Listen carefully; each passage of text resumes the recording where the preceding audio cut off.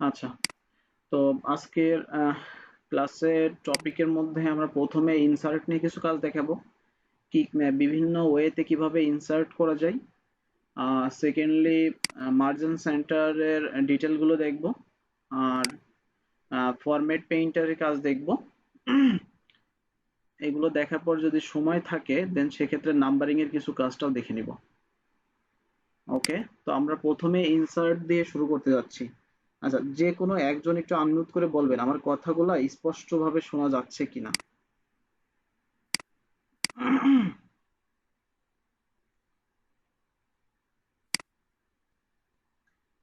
বাবলা ভাই কি লাইনে আছেন? হ্যাঁ, সাদিক ভাই বলেন, সমস্যা নেই। মানে কথা কি স্পষ্ট আপনারা শুনতে পাচ্ছেন সবাই? জি, শোনা যাচ্ছে। ওকে। আচ্ছা, অনেক সময় হয় কি আপনারা মেসেজ করে ইয়া করেন, বাট আমি আসলে আমার স্ক্রিনটা তো দেখতে পাচ্ছেন, আমি আপনাদের মেসেজগুলো সিন করি না, মানে সিন করার সুযোগটা থাকে না আসলে। তো কাইন্ডলি একটু নয়েজ করবেন, বা ফেসবুক গ্রুপেও কোনো মেসেজ দেওয়ার দরকার না, কারণ ক্লাসের মধ্যে কিছু হলে আমি তো ওইটাও ইয়াতে রাখি না। আচ্ছা, যাই হোক।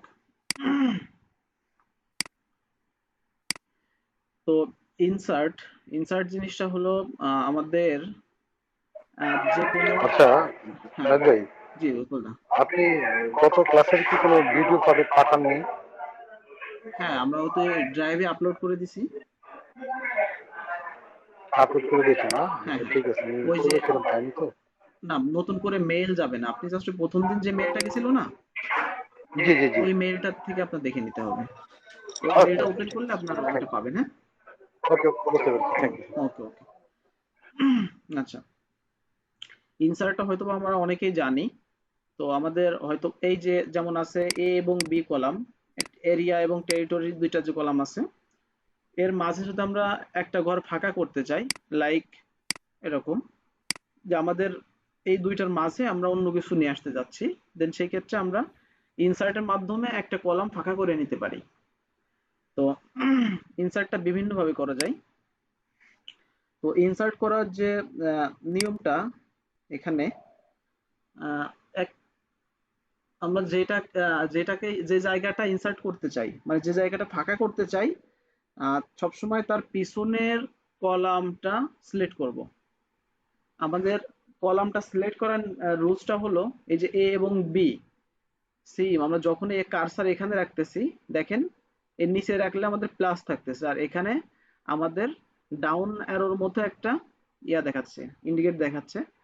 তো আমরা এ এবং বি এর মাঝে যদি একটা ফাঁকা করতে চাই, তো সেম ভাবে আমরা বিটাকে সিলেক্ট করব, যেহেতু এর পরে করতে চাচ্ছি এবং বির আগে করতে চাচ্ছি। তো ইনসার্ট করার নিয়ম হলো, আমরা বি কলামের উপরে মাউসের কার্সার রেখে মাউসের ডান ক্লিকটা করতে হবে।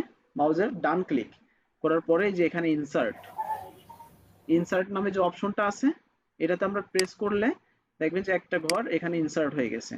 তো এই কলামটা আমার প্রথম থেকে শেষ পর্যন্ত ইনসার্ট হয়ে গেছে। আমি যদি একটু লক্ষ্য করি, প্রথম থেকে শেষ পর্যন্ত ইনসার্ট হয়ে গেছে।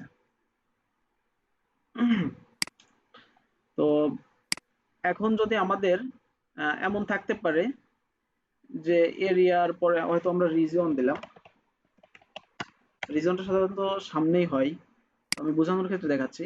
হয়তো আমাদের এটা মিসিং গেছিল, যে কারণে আমরা দুইটা মাঝে একটা ফাঁকা করে আমরা এটা নিয়ে নিলাম। তো একটা ইনসার্ট করতে গেলে এইভাবে করতে পারবেন। আর যদি মনে হয় যে আমরা বি, এ এবং বি এর মাঝে দুইটা ইনসার্ট করব, তাহলে সেই ক্ষেত্রে দুইটা ওয়েতে করা যায়। একটা হলো সিলেক্ট করে একবার করলাম, আরেকটা হলো সিলেক্ট করে আরেকবার করলাম, দুইবার। তারপর দুইবার করার ফলে আমার এখানে দুইটা হয়ে গেছে। আচ্ছা, কোশ্চেন থাকলে আমি পরে নিব, কেউ আনমিউট করবেন না প্লিজ। আমি দুইবার এইভাবে করলাম, যে কারণে আমার এখানে দুইটা কলাম ইনসার্ট হয়ে গেছে। তো সেম ভাবে আমি যদি আরেকটা ওয়েতে করতে চাই, সেই ক্ষেত্রে আহ, একবারে কিভাবে করব? একবারে যদি দুইটা করতে চাই তাহলে বি এবং সি দুইটাকে সিলেক্ট করব। বি এবং সি মানে আমরা যেটার আগে করব, যেটা সামনে করতে চাই, বি এবং সি তার সেইটা এবং তার পরেরটা দুইটাকে সিলেক্ট করতে হবে। যদি আমরা দুইটা করতে চাই, যদি আমরা তিনটা করতে চাই তাহলে কিন্তু তিনটা সিলেক্ট করতে হবে। তো আমরা চাচ্ছি দুইটা করতে।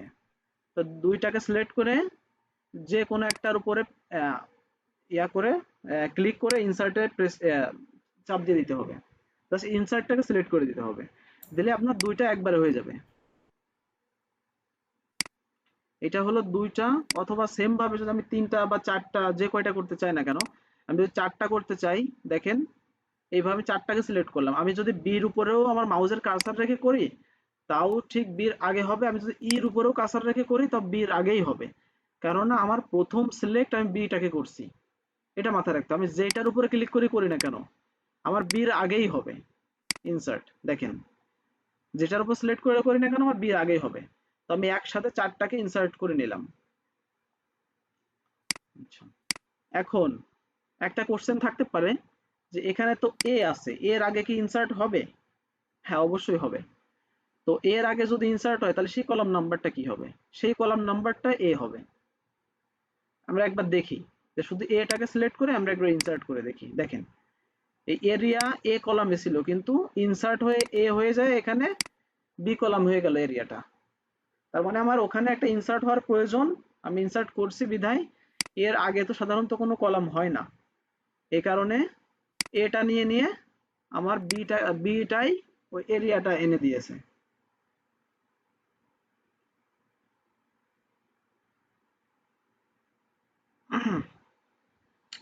আচ্ছা,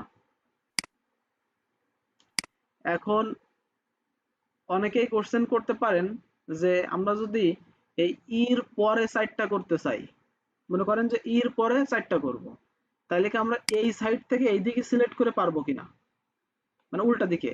যেমন আমরা বি থেকে এদিকে সিলেক্ট করলে হচ্ছে এদিকে, তারপরে সেম ভাবে যদি আমি ই থেকে সিলেক্ট করে উল্টো দিকে নিই, বির দিকে নিই, তাহলে কি আমরা এই সাইডে হবে? তা না, এই কোশ্চেনের অ্যান্সার হলো না, এদিকে হবে না। আপনি সেম ভাবে ওই বির আগেই হবে, কারণ আপনার প্রথম সিলেক্ট আপনি বিটাকে করছেন। আপনার যদি ইর পরে সাইডটা নিতে হয় তাইলে এফ থেকে আপনার সিলেক্ট করে সাইডটাকে সিলেক্ট করে দিতে হবে। যে কয়টা নিতে চান সেই কয়টাকে আপনার সিলেক্ট করা লাগবে। এখানে আরেকটা কোশ্চেন থাকতে পারে, আমার প্রতিটা যেমন এর পরে একটা ইনসার্ট হবে, তারপরে বির পরে একটা ইনসার্ট হবে, সির পরে একটা ইনসার্ট হবে, ইর পরে একটা ইনসার্ট হবে, তাহলে এটা কিভাবে করব? আচ্ছা, আমি এটা একটু পরে দেখাচ্ছি। আমি যেটা বললাম এটা একটু পরে দেখাচ্ছি। আমার সেম ভাবে আমরা রোডটা আমি দেখি না, দেখাই না অবশ্য। আচ্ছা, আমরা কলামটা যেভাবে দেখছি ঠিক একইভাবে যদি দেখি তাহলে রোডটাও কিন্তু একই। এই যে রো, মনে করেন যে ১ নাম্বার রোটাকে আমি সিলেক্ট করে দিলাম, দিয়ে ইনসার্টে প্রেস করলাম। দেখেন ওই ১ নাম্বার রোটা নিচে নেমে এসে আমার উপরেরটা ইনসার্ট হয়ে গেল।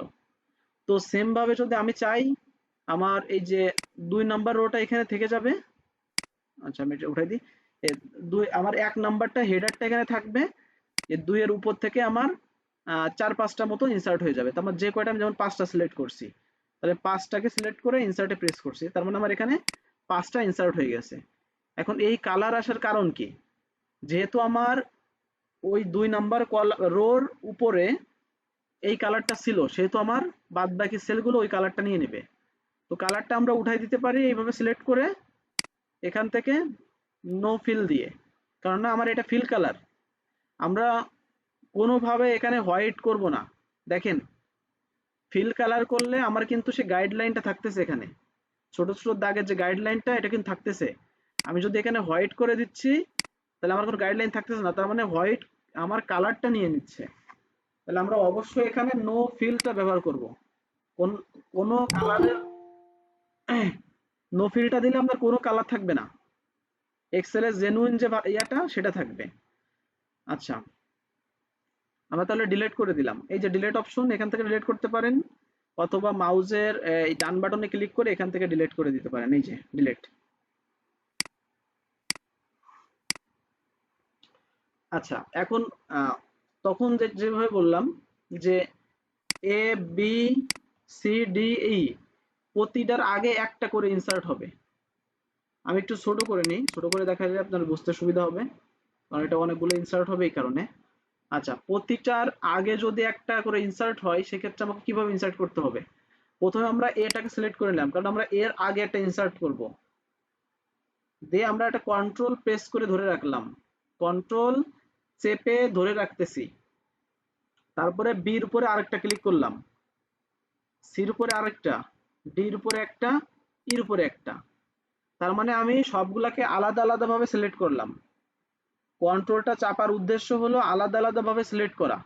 আমি যদি এইভাবে টেনে দিই তাহলে আমার একসাথে সিলেক্ট হয়ে গেল। আমি যদি এই এটাকে আগে সিলেক্ট করলাম কন্ট্রোল দিয়ে, তারপরে বিটাকে দিলাম, সিটাকে দিলাম, ডি ই একটা ক্লিক করলাম, এক একটা ইন্ডিভিজুয়াল ক্লিক। তো এইটা করার কারণে আমার আলাদা আলাদা ভাবে সিলেক্ট হলো। দেখেন প্রতিটার মাঝে কিন্তু একটা দাগ দেখাচ্ছে, এইভাবে একটা সাদা মতো দাগ দেখাচ্ছে, তার মানে আমার আলাদা আলাদা সিলেক্ট হয়েছে। এখন আমি যে কোনো একটার উপরে কার্সার রেখে ইনসার্টে প্রেস করলাম, দেখেন প্রতিটার আগে এক একটা করে হয়ে গেল। আমার ইন্ডিভিজুয়ালি সিলেক্ট করার কারণে আমার প্রতিটার আগে এক একটা করে হয়ে গেল। তার মানে যদি কোনো ক্ষেত্রে ডাটা মিসিং থাকে বা ডাটা একটার পর আরেকটা কোনো ডাটা সাজাইতে হবে, এরকম যদি প্রয়োজন হয় দেন সেই ক্ষেত্রে এই কাজটা করতে পারেন। যেমন অনেক সময় হয় কি, বিভিন্ন ব্র্যান্ডের টার্গেট থাকতে পারে, বিভিন্ন ব্র্যান্ডের টার্গেট থাকতে পারে। যেমন আমি আমার কোম্পানি দিয়ে বুঝাই,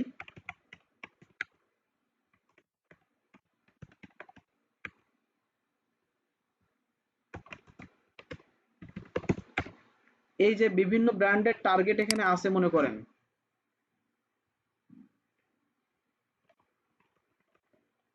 এই টার্গেট গুলো এভাবে আছে। তো আমার একটা অ্যানালাইসিস হয়তো দেখা লাগবে, আমার এই একটা টার্গেট শিট, এখন আমার নতুন করে শিট করতে গেলে হয়তো আমার একটু সময়ের প্রয়োজন, তা আমি একটু একটানে দেখতে চাচ্ছি, সেই ক্ষেত্রে আমি কি করব, প্রতিটা টার্গেটের পাশে আমার অ্যাসাইনমেন্টের ঘর করে নিব।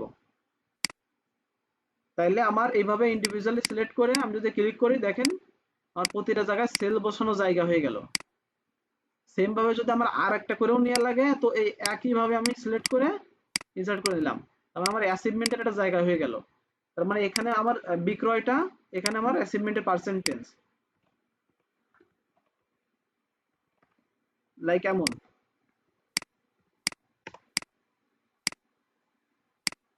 এই যে, তো টার্গেট সেলস এবং তার বিক্রয় এবং কত পার্সেন্ট বিক্রয় হয়েছে টিল নাও।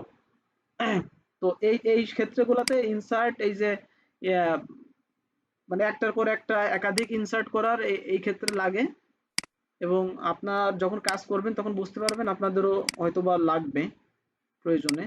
আচ্ছা যাই হোক, তো এই এখানে যেভাবে ইনসার্টটা দেখলাম, আচ্ছা এখন ইনসার্টটাও দেখলাম, এটা যদি আমার ডিলিট করার প্রয়োজন হয় দেন সেই ক্ষেত্রে কিন্তু ডিলিট করতে গেলে এইভাবে ইন্ডিভিজুয়ালি সিলেক্ট করা নিয়ে লাগবে। এইভাবে সেম সেম কায়দায় কন্ট্রোল প্রেস করে সেম কায়দা সিলেক্ট করে মাউসের ডান বাটনে ক্লিক করে ডিলিট, যে কোনো একটার উপরে দিয়ে ডিলিট করলে সবগুলা ডিলিট হয়ে যাবে। আচ্ছা, ইনসার্ট নিয়ে কোনো কোশ্চেন আছে? আমরা যে যে জিনিসটা ঠিক কলামের ক্ষেত্রে দেখালাম, একই জিনিস রোর ক্ষেত্রে একইভাবে।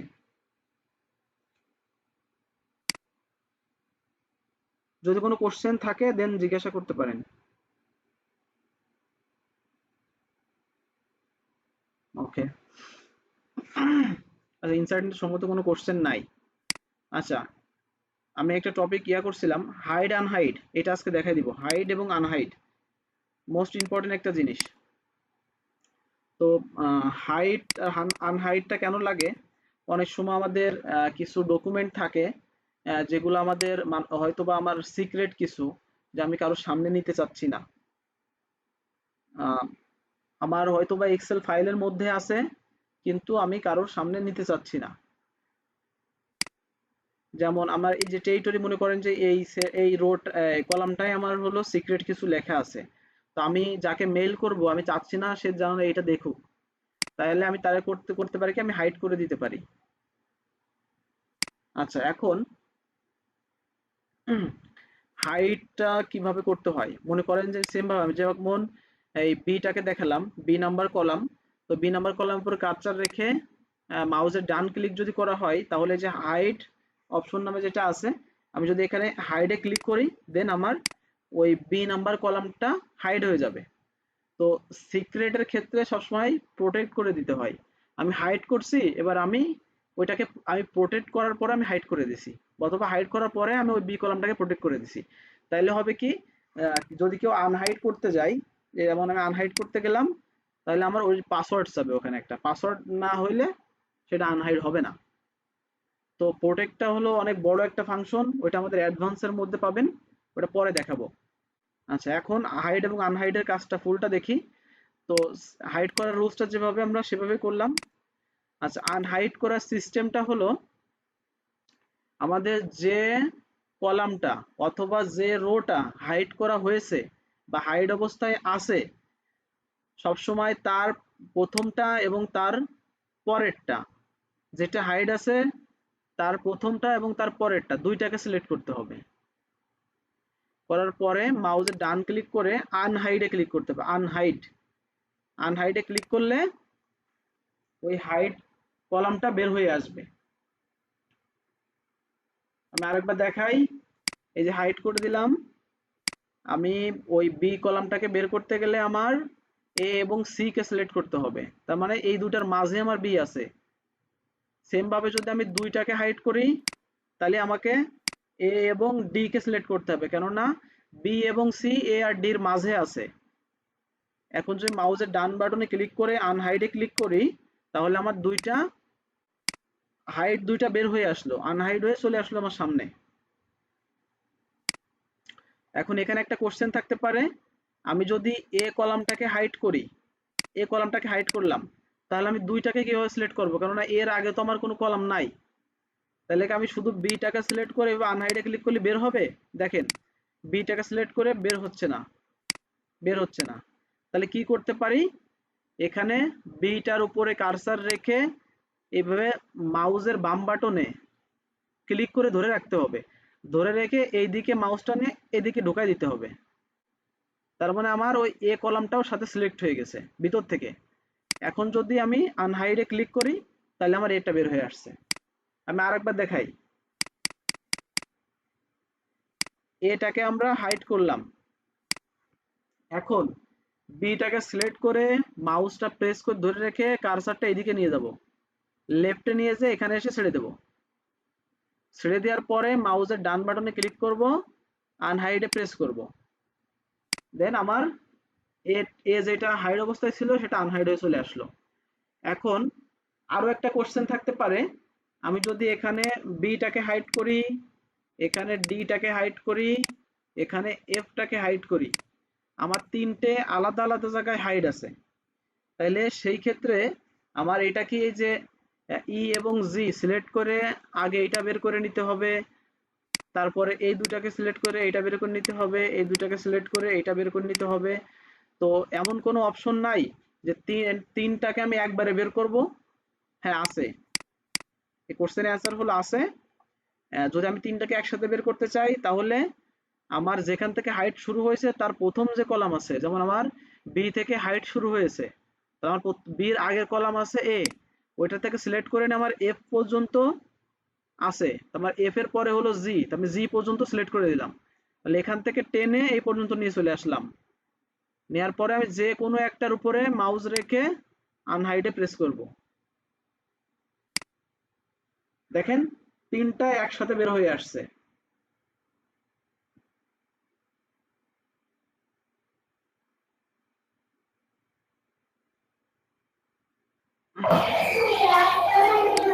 ভাই আরেকবার একটু রিক্যাপ করুন। একইভাবে দেখাচ্ছি, মনে করেন যে আমার বি কলাম হাইট আছে, ডি কলাম হাইট আছে, বি ডি এবং এফ কলাম হাইট আছে, তাহলে আমার তিনটা ইন্ডিভিজুয়াল জায়গায় হাইট আছে, আলাদা আলাদা জায়গায় আমার হাইট আছে। দেন সেই ক্ষেত্রে আমি তিনটাকে একসাথে বের করতে গেলে আমার প্রথমে যে কলামটা হাইট আছে তার আগেরটা, আর লাস্টে যে কলাম হাইট আছে তার পরেরটা, এর প্রথম থেকে নিয়ে শেষ পর্যন্ত এভাবে টেনে দেব, সিলেক্ট করব, প্রথম থেকে নিয়ে এই পর্যন্ত সিলেক্ট করব। সিলেক্ট করার পরে যে কোনো একটার উপরে মাউসের কার্সার রেখে ডান ক্লিক করে আনহাইডে ক্লিক করব, ব্যাস তিনটা একসাথে বের হয়ে আসবে। তিনটা কেন, আপনার 5টা 10টা যে কয়টা থাকুক না কেন, তখন বি থাকতেছে, মনে করেন সি থাকতেছে, ই থাকতেছে, জি, আই, কে, এল, এন। এখন দেখেন ভিতরে কতগুলো জায়গায় আছে। এখন আমার সবগুলো বের করতে গেলে আমি প্রথম থেকে একবারে এল পর্যন্ত আছে, তাহলে এল এর পরে ও, তাহলে প্রথম থেকে নিয়ে আমি ও পর্যন্ত চলে যাব, একদম টেনে চলে যাব। সবগুলো সিলেক্ট হয়ে গেল। যে কোনো একটার উপরে কার্সার রেখে মাউসে ডান ক্লিক করবো, আনহাইড, বের হয়ে আসলো। রোর ক্ষেত্রে একই, যেটাই কলামের ক্ষেত্রে রোর ক্ষেত্রে একই। রোরও যদি এরকম কোনোটা হাইট থাকে, ওর হাইট 2 নাম্বারটা হাইট আছে, তাহলে 1 আর 3টাকে সিলেক্ট করব, যে কোনো একটার উপর মাউসের কার্সার রেখে আনহাইডে ক্লিক করব, ব্যাস দুইটা বের হয়ে আসছে। সেম ভাবে যদি 2, 4, 7, 10 একসাথে হাইড করতে চাচ্ছি, যেমন 14, 16, এইগুলোকে আমি আলাদা আলাদা সিলেক্ট করলাম। সিলেক্ট করলাম হলো ঠিক কন্ট্রোলটাকে ব্যবহার করে, কন্ট্রোলটাকে প্রেস করছি, আলাদা আলাদা সিলেক্ট করছি, করার কারণে আমার সবগুলো এখন দেখেন সিলেক্ট অবস্থায় আছে। এখন যদি যে কোনো একটার উপরে আর যেগুলো সিলেক্ট আছে সেইগুলোর কিন্তু এটা মাথায় রাখতে হবে। যেমন 2, 4, 7 যেগুলো সিলেক্ট আছে সেইগুলোর মধ্যে যে কোনো একটার উপরে মাউসের কার্সর রেখে হাইডে ক্লিক করব, দেখেন হাইড হয়ে গেছে। এখানে 2 নাই, তারপরে 4 নাই, এখানে 7 নাই, এখানে 10 নাই, এখানে 14 নাই। তাই এটা আনহাইড করব কিভাবে? 1 থেকে শুরু করে 15 পর্যন্ত নেব, তাহলে আমার 14 পর্যন্ত হাইড আছে, এর ভিতরে কিছু কিছু 14 পর্যন্ত হাইড আছে। তাহলে আমার যেহেতু 2 থেকে 14 পর্যন্ত এর মধ্যে কিছু অংশ হাইড আছে, সেহেতু আমরা 1 থেকে 15 পর্যন্ত সিলেক্ট করব। সিলেক্ট করে মাউসের ডান ক্লিক করে আনহাইডে প্রেস করব, ব্যাস বের হয়ে আসলো। 2, 4, 7 দেখেন 14 বের হয়ে আসছে, কোনোটাই হাইড নাই। আচ্ছা, হাইড আনহাইড নিয়ে কোনো কোশ্চেন আছে?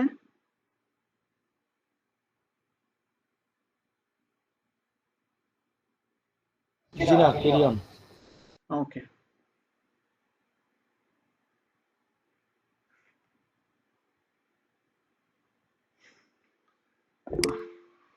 ওকে।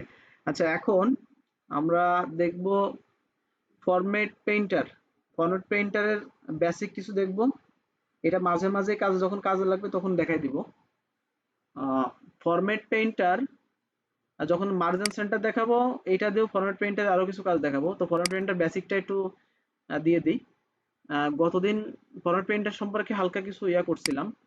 যেমন আমার এই যে ফরম্যাট পেইন্টারের মূল কাজ হলো আপনার ফরম্যাটটাকে আঁকানো, মানে যে ফরম্যাট যেভাবে আছে, যেমন এই ফরম্যাটটা আমি যদি এইভাবে করি,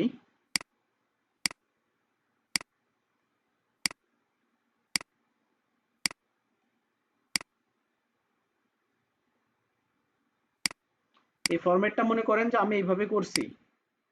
এখন আমি চাচ্ছি যে এই সেম ভাবে একটা ফরম্যাট আমি এই শীটের মধ্যে নিয়ে আসার জন্য। আমার কিন্তু কন্টেন্ট গুলো আসবে না, আমার ফরম্যাটটাই আসবে জাস্ট।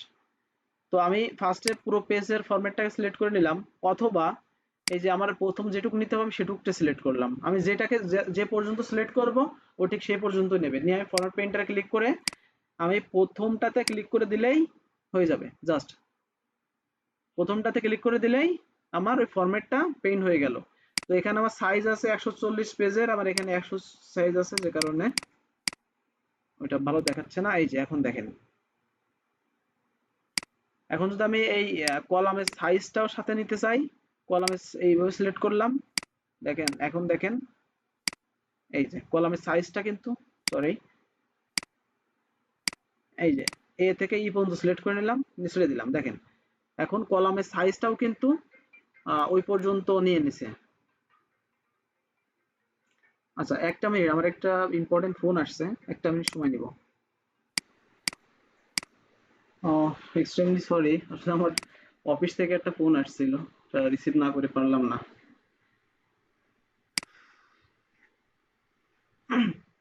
আচ্ছা, আমরা ফরম্যাট পেইন্টার নিয়ে কাজ দেখছিলাম। তো ফরম্যাট পেইন্টারের মূল কাজটাই হলো এটা, ফরম্যাটটাকে পেইন্ট করা। তো সে ফরম্যাটটা যে অবস্থায় থাকুক না কেন, যদি মনে করেন যে আমার এই যে এই ফরম্যাটটা জেনারেল মোডে আছে, দেখেন এখানে জেনারেল মোড, তো সেম ভাবে যদি এই ফরম্যাটটা আমি এখান থেকে নাম্বার মোডে করে দিই এই কলামটা, মনে করেন এই কলামটা নাম্বার মোডে করে দিলাম। এখন আমার অন্যান্য কলামগুলো আছে এই জেনারেল মোডে আছে। তো আমার যদি মনে করি যে আমি সবগুলাতে আমি নাম্বার মোডে করতে চাই, তাহলে আমি ইটাকে সিলেক্ট করলাম, করে ফরম্যাট পেইন্টার করে দিয়ে এইগুলোটাকে দিয়ে দিলাম। তাহলে আমার সবগুলো দেখেন নাম্বার মোডে চলে আসছে, এখন কিন্তু নাম্বার মোডই দেখাচ্ছে। তো এই যে দেখেন এখানে দেখেন এখানে এই রাফ টেক্সটটা সিলেক্ট দেখাচ্ছে না। আমি যখন এই কলামগুলোকে সিলেক্ট করছি তখন রাফ টেক্সটটা সিলেক্ট দেখাচ্ছে না। এই উপরটা যখন করতেছি তখন রাফ টেক্সটটাকে সিলেক্ট দেখাচ্ছে। তাইলে আমি উপরেরটা যদি যেমন উপরেরটা কালার সহ দেখবেন সবগুলা রাফ টেক্সট নিয়ে নিবে। এখন যেখানে ক্লিক করি না কেন ওই কালার এবং ওই রাফ টেক্সটটা নিয়ে নিছে। তার মানে আমি আমি এইটার মতো করতে চাচ্ছি, আমি এইটুকের মতো করতে চাচ্ছি, বিধায় ও এই ফরম্যাট পেইন্টারের মাধ্যমে আমি সবগুলাকে একটানে করে নিতে পারলাম স্বল্প সময়ের মধ্যে। জাস্ট ফরম্যাট পেইন্টারের মূল কাজ হলো একটা ফরম্যাট যেভাবে থাকবে ওই ফরম্যাটটাকে যদি আমি অন্য জায়গায় ব্যবহার করতে চাই, তো আমি এক টানে বা একটা ক্লিকের মাধ্যমে করে ফেলতে পারবো। এটাই মূলত ফরম্যাট পেইন্টারের কাজ। আর যখন ডিটেল এক একটা জিনিস দেখাবো ওর মাঝে মাঝে ফরম্যাট পেইন্টারের ব্যবহারগুলো দেখাই যাব, যাতে আপনারা আরো সহজে বুঝতে পারেন। আচ্ছা, তো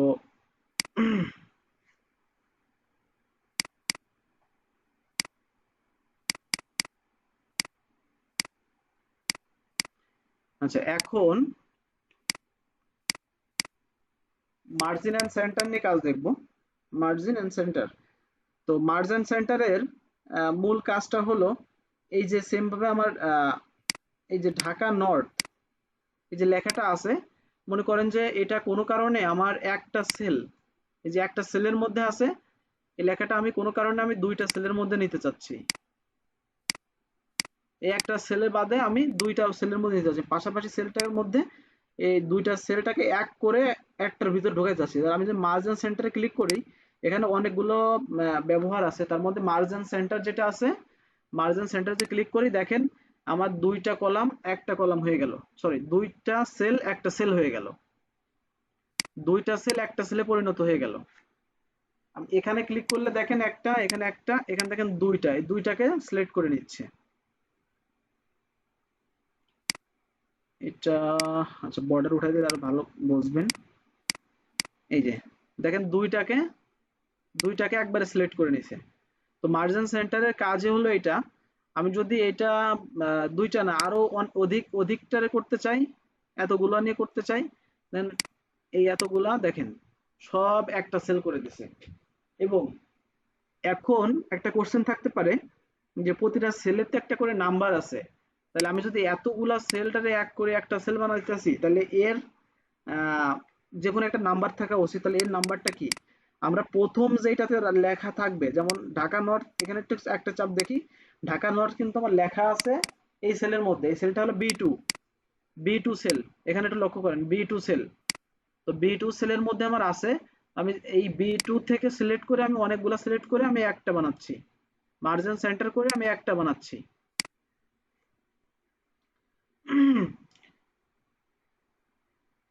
আচ্ছা, একটা বানানোর কারণে আমার প্রথম যে সেল নাম্বারটা এই সেল নাম্বার হলো এইটাই হচ্ছে।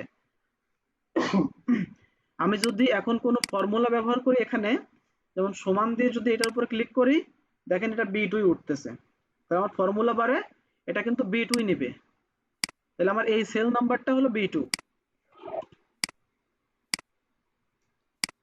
এখন দেখবো যে মার্জ এন্ড অ্যাক্রস এর কাজটা কি। এখানে মার্জ এন্ড অ্যাক্রসটা হলো, দেখেন আমি এই কয়টাকে সিলেক্ট করে যদি মার্জ এন্ড অ্যাক্রসে প্রেস করি, দেখেন এই যে এই কয় একটা লাইনে নিচ্ছে। আমি যদি অনেকগুলাকে সিলেক্ট করে যদি মার্জ এন্ড অ্যাক্রস করি, তাহলে দেখেন এই যে অনেকগুলা এক একটা করে ইন্ডিভিজুয়ালি নিয়ে নিছে। এখন দেখি, এখন উঠাই দিলাম, একটু উঠাই দিলাম, দেখেন এখানে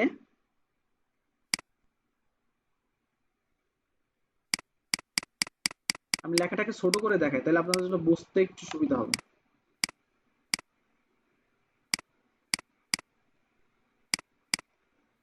বোঝার সুবিধার্থে আমি এটা করে দিলাম। আচ্ছা, এই যে চৌগাছা, প্রতিটার যে চৌগাছা লেখাটা আছে, তো মনে করেন যে হতে পারে যে আমাদের এই যে মার্জিন এন্ড সেন্টার যদি করতে চাই, দেখেন মার্জিন এন্ড সেন্টার দিয়ে আমি যদি এইগুলাকে সিলেক্ট করে মার্জিন সেন্টার করি, তাহলে দেখেন আমার একটা চৌগাছা লেখা থাকবে, একটা চৌগাছা, তার মানে আমার সবগুলা মুছে যাচ্ছে। আমার কি দরকার, আমার প্রতিটা এই যে বি থেকে ই কলাম পর্যন্ত এক একটা করে এক একটা সিরিয়ালে থাকবে, এক একটা সেল হয়ে থাকবে। তাইলে আমি একটু আনডু করি। এখন দেখি আমি এই কটাকে সিলেক্ট করলাম, করে মার্জ এন্ড অ্যাক্রস করি। এখন দেখেন এর সুবিধাটা কি, চৌগাছা লেখা কিন্তু সবগুলাতে থাকছে, কিন্তু এই যে বি থেকে ই পর্যন্ত আমার আলাদা আলাদা করে এক একটা সেল করে দিছে। তার মানে আমার চৌগাছাটা কিন্তু আমি যেভাবে চাচ্ছি চারটায় আছে, আর আমার বি থেকে ই পর্যন্ত আমার সেলটাকে নিয়ে নিছে, লম্বা করে নিয়ে নিছে। এইটাই হলো মার্জিন অ্যাক্রসের কাজ। তো এখন এই কাজটা আমরা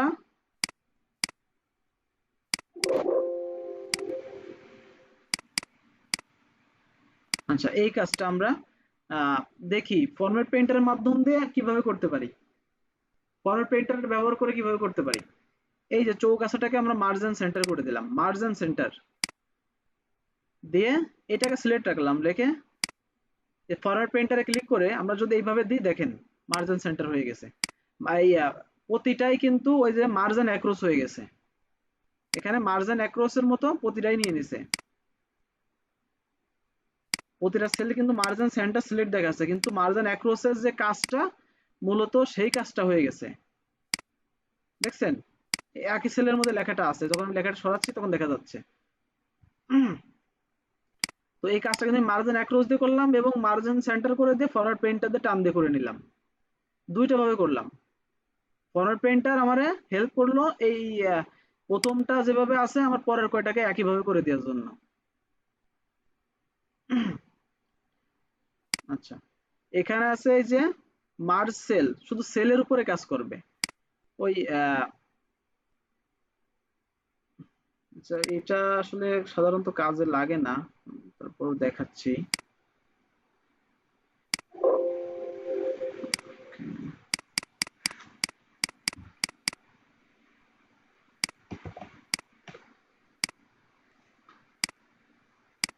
মার্জিন সেলে ক্লিক করলে ওই যে সেম ভাবে ওই একই সমস্যা দেখাবে, এটা আলাদা আলাদা ভাবে এক একটা করে করতে হবে। এই যে মার্জিন সেল, সেম ভাবে মার্জিন সেল, মার্জিন সেল। তো আসলে এইটা আসলে লাগে না, এইটা এইটার কাজ ওই মার্জিন সেন্টার বা অ্যাক্রোসের মধ্যে হয়ে যায়। আচ্ছা যাই হোক, এখন এই যে আমরা সবসময় আমি এই যে একটা প্রবলেম ফেস করতেছিলাম যে আমি আনমার্জ করব কিভাবে, এই দেখেন যখন আমার প্রতিটা মার্জিন সেন্টার বা মার্জিন অ্যাক্রোস মার্জিন সেল যেটাই করা থাকে না কেন, এই মার্জটাকে আমরা যদি উঠাইতে চাই, এখানে দেখেন আনমার্জ সেলস আছে, আনমার্জ সেলস, আনমার্জ সেলসে ক্লিক করলে আমার সবগুলা উঠে গেছে। এখন দেখেন আলাদা আলাদা, এখানে আলাদা আলাদা। আমরা যদি মার্জ এন্ড অ্যাক্রোস আবার করি, আবার আনমার্জ করে দিই, এই যে আলাদা আলাদা গেছে। আমার ওই বর্ডারটা উঠে গেছে, বর্ডারটা নতুন ভাবে দেয়া লাগতেছে, এই জাস্ট বর্ডারটা নতুন ভাবে দেয়া লাগতেছে। তো মার্জিন সেন্টারের কাজ এটাই। তো এটা আমাদের বিভিন্ন ক্ষেত্রে লাগতে পারে, যেমন হতে পারে সেম ভাবে এই যে এই ডাটা আমি কিসের উপরে করতেছি, এটা হতে পারে আমার রুট অ্যানালাইসিস। তো এই পুরো শীটটা যদি আমি রুট অ্যানালাইজ করতে চাই বা আমার কোম্পানির নামে যদি একটা ইয়া করে, যেমন এটা থাকতে পারে, এই দুটাকে আমি মার্জিন অ্যাক্রস করে দিলাম, দেখেন মার্জিন অ্যাক্রস করে দিয়ে এটা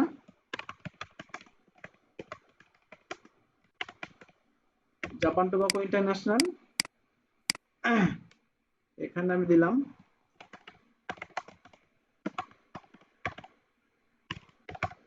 রুট অ্যানালাইসিস শিট। এখন আমি এটা বর্ডার করে আমি এটা মাঝে এনে দিলাম। আচ্ছা এখন দেখেন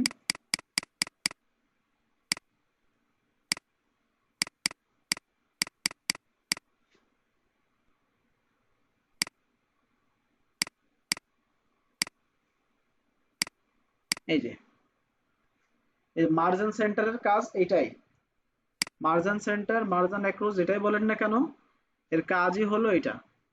আমরা একটা শীট যদি করি, তো এটার মানে লেখাটা অনেক বড় হয়ে গেছে, আমার একটা সেলের মধ্যে আনতে হবে, অথবা এমন হইতে পারে যে একটা ব্র্যান্ডের আমরা হয়তো বা ইয়া বের করতেছি, একটা ডাটা অ্যানালাইসিস বের করতেছি, লাইক এমন হতে পারে।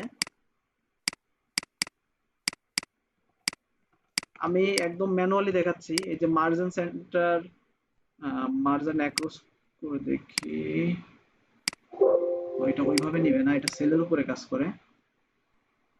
মার্জিন সেন্টার করে দিলাম, সেম ভাবে মার্জিন সেন্টার। আচ্ছা,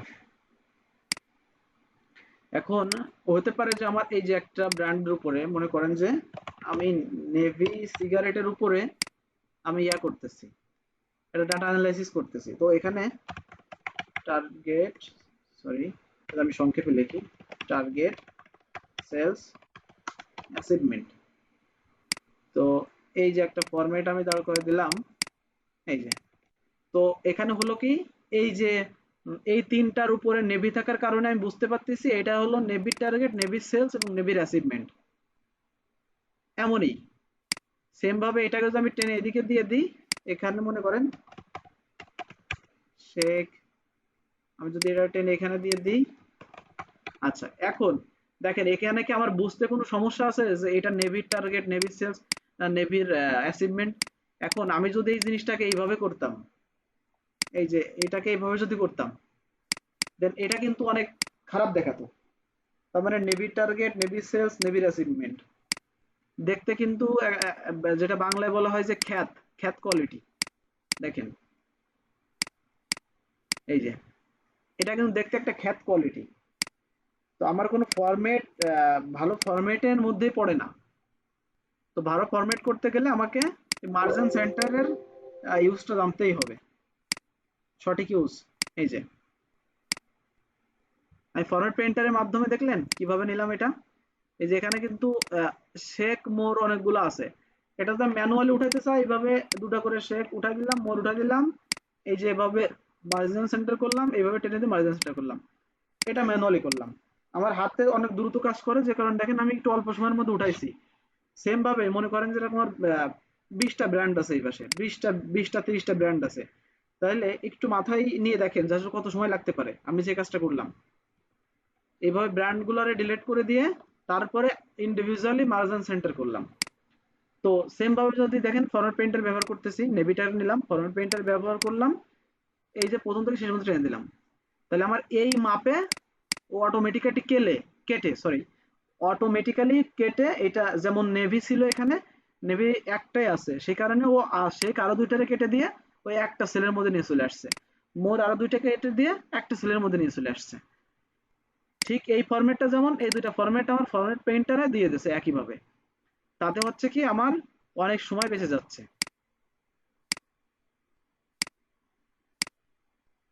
হুম, দেখেন এখন একটা ফরম্যাট, দেখেন সুন্দর একটা ফরম্যাট দাঁড়ায় গেছে।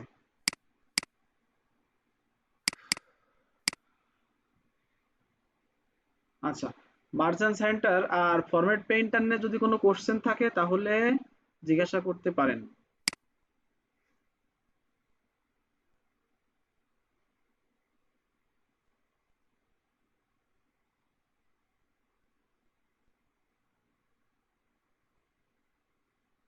ওকে, কারোর কোনো কোশ্চেন নাই মনে হচ্ছে।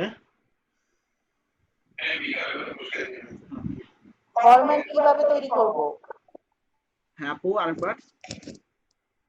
ফরম্যাটটা আমি তৈরি করব কিভাবে, ওইটা একটু যদি দেখাই দিতেন। এই যে যে ফরম্যাটটা যেভাবে আমি তৈরি করলাম। হ্যাঁ হ্যাঁ। ও আচ্ছা, এহ, আচ্ছা এটা কিন্তু আমি কিন্তু কথার মাঝে মাঝেই কিন্তু করে দেখাইছি। ঠিক আছে।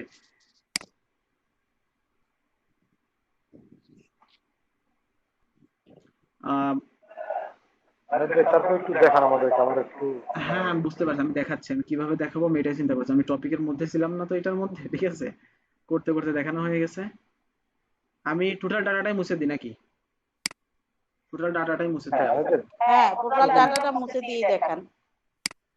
আচ্ছা, এখন দেখেন আমার এই ফরম্যাটটা বিভিন্ন কালারে আছে এবং এই যে বর্ডার আছে, তার মানে আমার এই ফরম্যাটটাকে উঠাইতে হবে।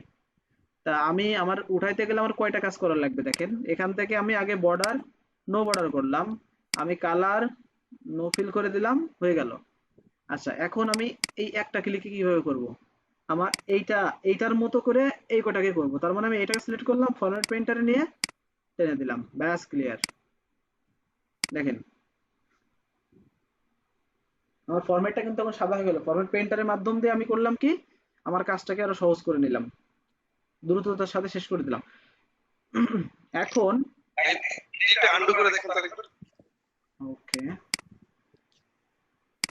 এই যে দেখেন আমি আমি প্রথমে করলাম কি, আমি ডাটাগুলো যেগুলো ছিল মুছে দিলাম, হ্যাঁ ডাটাগুলোরে মুছে দিলাম। দেওয়ার পরে আমার এই ফরম্যাটটাকে যদি আমি আগের মতো নিতে চাই, তাহলে এখান থেকে আমার মার্জিন সেন্টারের মতো করা আছে, এই এখান মার্জিন সেন্টারে করা ছিল অ্যাকচুয়ালি, মার্জিন সেন্টার করা আছে, তার মানে আমার মার্জিন সেন্টার মুছতে হবে। তাহলে এটা সিলেক্ট করে মার্জিন সেন্টার মুছলাম। তারপরে এই যে আমার এখানে বর্ডার করা আছে, তার মানে আমি বর্ডারটাকে এখানে যে নো বর্ডার করলাম। আমার দুইটা কাজ করা লাগছে, কালারের এখানে এসে নো ফিল করলাম, তার মানে আমার তিনটা কাজ করা লাগছে।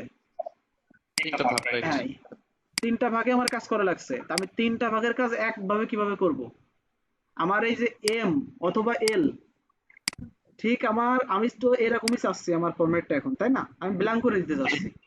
তাহলে আমি চাচ্ছি এম অথবা এল অথবা এন, যেটা হোক না কেন এই পাশে, আমি এদের মতো করে আমি এই ফরম্যাটটাকে চাচ্ছি, তাই না? তাইলে জি। আমি যার মতো করে চাচ্ছি আমি তাকে সিলেক্ট করলাম। আমি এম এর মতো করে চাচ্ছি, আমি তাহলে এমটাকে সিলেক্ট করলাম। তাহলে এম এর যে মনে করেন যে এখানে যে আমি ফরম্যাটে যদি দেখি, এখানে কলামের ওয়াইডটা আছে হলো 8.09, দেখেন 8.09। আমার এখানে বির আছে হলো কত, এই যে 13.18। তো আমার এই 8.09 এর মতোই হয়ে যাবে সবগুলা। দেখেন এটাকে সিলেক্ট করলাম, ফরম্যাট পেইন্টটাকে নিলাম। এখন আমার কারসারে দেখেন একটা ফরম্যাট পেইন্টার, ওই যে এখানে যে লোগোটা, আমার কারসারে সেই লোগো দেখাচ্ছে। এখন আমি প্রথম থেকে শেষ পর্যন্ত সিলেক্ট করে দিলাম, এই যে সিলেক্ট করলাম। এখন ছাড়িনি মাউসটাকে চেপে ধরে রাখছি, মাউসটাকে ছেড়ে দিলাম, এই যে ছেড়ে দিলাম। দেখেন তাহলে আমার এমএস যে সাইজটা এখানে আমি আবার দেখি 8.09। আমার প্রতিটা দেখেন এই বির সাইজটা সমস্যা ছিল, 13 ছিল। তাহলে আমার এই বির সাইজটা দেখেন 8.09 চলে আসছে। তার মানে আমার এম এর মতো করে সবগুলো চলে আসছে। আমি এমটা যেমন লাইক অন্যগুলা একই রকম হয়ে আসছে। জি বুঝতে পারছেন না? জি। আচ্ছা, এখন ফরম্যাটটা কিভাবে করতে হয়? আমি মনে করেন যে একটা ডাটা আমি করতেছি, আহ, আমি এই আজকে যে কাজগুলো দেখালাম এই কাজের মধ্যে দিয়েই আমি দেখাচ্ছি। মনে করেন যে আহ, আমি একটা রিজওয়ানে চাকরি করি। আমি ফার্স্ট আমি কোম্পানি ধরলাম, কোম্পানি নেম, ও সি ও এম, কোম্পানি নেম, তারপরে হলো রিজিয়ন, আমি কোন রিজনে চাকরি করি, আমি কোন এরিয়াতে চাকরি করি, মানে আমার ডাটাবেস তৈরি করতেছি আমি, বা যে কোনো এমপ্লয়ের ডাটাবেস তৈরি করতেছি। মনে করেন যে আপনি নিজে একজন কোম্পানির এমডি, আপনি চাচ্ছেন আপনার যতগুলো এমপ্লয় আছে তাদের একটা ডাটাবেস নেওয়ার জন্য। আপনি একজন এমডি, আপনি যতগুলো আপনার এমপ্লয় আছে তাদের একটা ডাটাবেস আপনি সংরক্ষণ করে রাখবেন বিধায় একটা ফরম্যাট তৈরি করতেছেন। তো রিজন বা এরিয়া মনে করেন যে ভাগাভাগি করা আছে, এক এক জায়গায় এক এক রকম। এখন territory, name of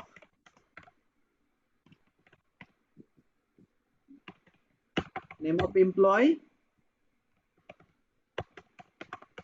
designation, enroll number,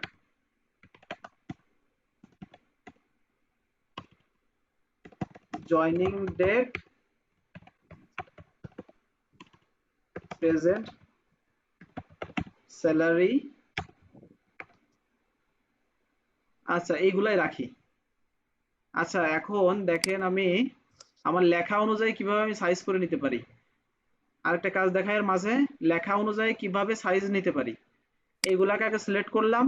দেখেন আমার প্রতিটা লেখা, এই যে ডেজিগনেশন, এই যে ও পর্যন্ত দেখাচ্ছে, এনরোলমেন্ট নাম্বার এন ইউ পর্যন্ত দেখাচ্ছে।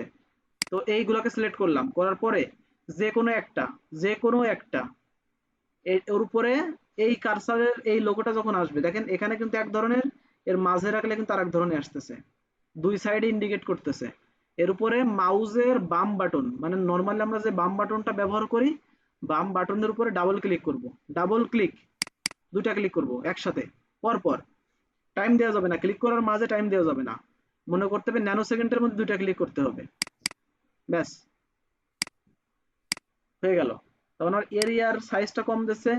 তো এখানে কোম্পানি যেমন জেটিআই সংক্ষেপে লিখলাম, region Khulna, area Jessore, territory Jessore, name of employee Nahid Hasan, designation area coordinator, আমি সংক্ষেপে লিখলাম, ইনরোলমেন্ট যে কোনো একটা দিয়ে দিলাম, জয়নিং ডেট এখান থেকে আমার ডেট করে নিতে হবে, যাক ডেট এখান থেকে অটোমেটিক নিয়ে নেবে। আমি যে কোনো একটা দিয়ে দিলাম, মনে করেন যে 1 ডিসেম্বর 2016, যে কোনো একটা দিলাম। প্রেজেন্ট স্যালারি মনে করেন যে 5000, প্রেজেন্ট স্যালারি দিয়ে দিলাম। তো এরকম একটা ডাটাবেস। সেম ভাবে আরেকজনের ডাটাবেস একইভাবে আমার করা লাগতেছে। তো আমি এটাকে একটু টেনে দিয়ে দেখাচ্ছি, আমি অতগুলা আসলে দেখাবো না। মনে করেন যে ইন্ডিভিজুয়াল এক একজনের ডাটা এখানে আছে, রফিক, এখানে মজিদ, নাইম, মফিজ, এই যে বিভিন্ন নামে এক একজন আছে। আচ্ছা এখন দেখেন, এখন আমি এই ফরম্যাটটাকে আমি মিডিলে নিয়ে এসেছিলাম, মিডিলে দেখতে একটু ভালো লাগবে, রাফ টেক্সট করে দিলাম। রাফ টেক্সট করার কারণ কোম্পানি নেম তো আমার আসলে জেটিআই, অল্প একটু আমি সংক্ষেপে রাখছি। তো এইটা তো আমার ইয়াতে রাখার প্রয়োজন নাই, এত বড় জায়গা রাখার প্রয়োজন না, তো আমি এটাকে ছোট করে দিলাম। রাফ টেক্সটের কারণে আমার কোম্পানিটা উপরে থাকলো, নেমটা নিচে আসলো, তার মানে আমার জায়গাটা একটু ভালো হলো, আমার প্রিন্টের জন্য কাজে লাগবে এটা। নেম অফ এমপ্লয় এত বড় নাই।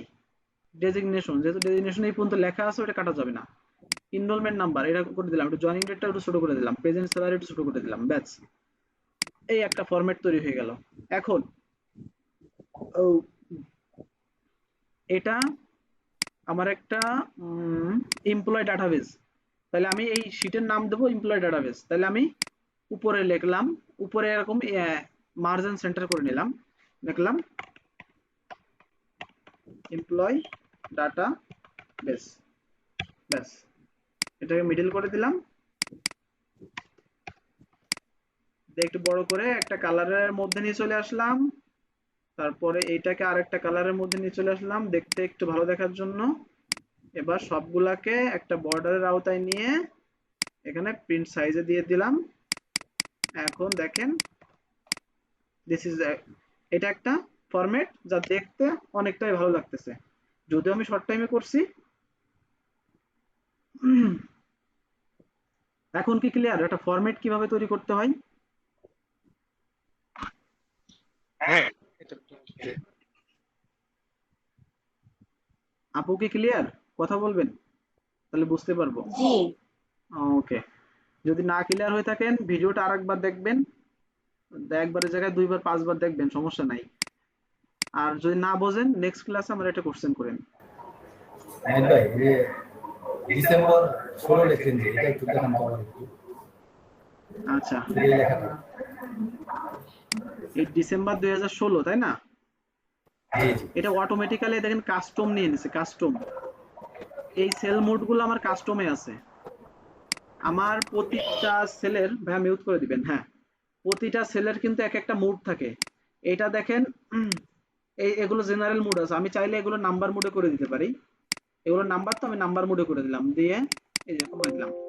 এটা আছে নাম্বার মুডে, এটা কাস্টম মুডে, এগুলো আছে জেনারেল মুডে। ম্যানুয়ালি আমার সবগুলো থাকে জেনারেল মুডে। এই মুডের অনেকগুলো কাজ আছে। এখানে আপনি এই শর্ট ডেট, লং ডেট দিতে পারেন। তো ডেট সাধারণত, যেমন আমি এখান থেকে দেখাই, এটার মধ্যে মনে করেন আমি একটা ডেট দিতে চাচ্ছি এটার মধ্যে, তাইলে মনে করেন যে আমার যেমন ডেট অফ বার্থ 3 অক্টোবর, তাই না? তাহলে আমি 03 লিখলাম, 03, তারপরে আমি একটা মাইনাস চিহ্ন দিলাম, এটাকে কি বলে, ড্যাশ বলে মেবি। আচ্ছা, তারপরে অক্টোবর, তাহলে OCT, অক্টোবরের প্রথম সংক্ষেপ দিলাম OCT, আবার একটা ড্যাশ দিলাম, 1996, এই যে দিয়ে আমি বাইরেটা ক্লিক করে দিলাম, তার মানে আমার একটা কাস্টম ডেট নিয়ে নিছে, কাস্টম ডেট।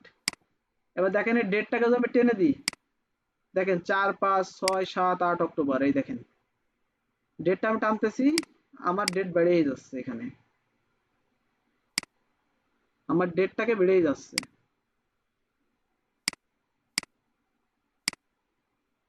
যদিও শুধু ডেট দেখতে চাইছিলেন, ডেটটা এভাবে লিখতে পারেন, ডেটের অনেক বিস্তারিত আছে এখানে। যেমন এই ডেটটাকে আমি যদি এখান থেকে যে লং শর্ট ডেট করে দিই, শর্ট ডেট করে দেখেন এই যে এখানে আছে 10/3। তো আমাদের সাধারণত আমরা ডেট যদি লিখি, আমরা ডেট লিখলে কিভাবে লিখি এখান দিয়ে দেখাই। আমরা ডেট লিখলে সাধারণত যেমন আজকের হলো 29 তারিখ, 29/6/2021।